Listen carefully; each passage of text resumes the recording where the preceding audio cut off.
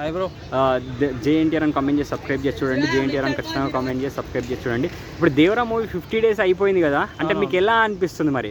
So bro first ఒక మాట bro, NTR ఫ్యాన్స్కి అయితే నేను చెప్తున్నా పండుగనే.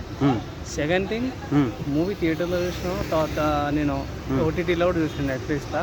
ఇప్పటికీ ట్రెండింగ్లో టాప్ ర్యాంకింగ్లో టాప్ 10 ఉంది అనుకుంటా. నేను చూసినాక నాకు వచ్చిన అప్డేట్ ప్రకారం చూసుకుంటే టాప్ 10 ఉంది. రేపటికాల మనం టాప్ 5లో కానీ టాప్ 3లో కానీ ఈజీగా నూకేస్తారు ఫ్యాన్స్. అంత బాగుంది మూవీ. ఇక్కడ నాకు మంచి విషయం, చాలా రోజుల తర్వాత 50 days మంచి కంబ్యాక్ అనుకోవచ్చు.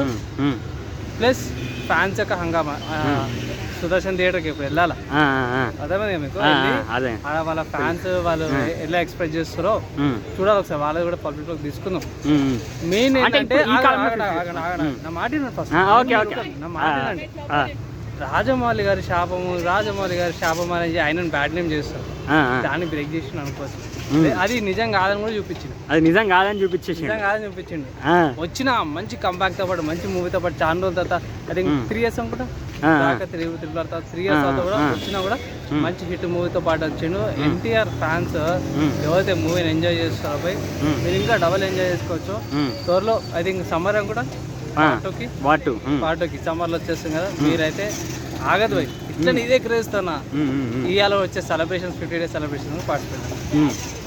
వన్ వర్డ్లో దేవర మూవీ గురించి చెప్పాలనుకుంటే ఏమని చెప్తారు? బాగుంది బ్రో, బాగుంది.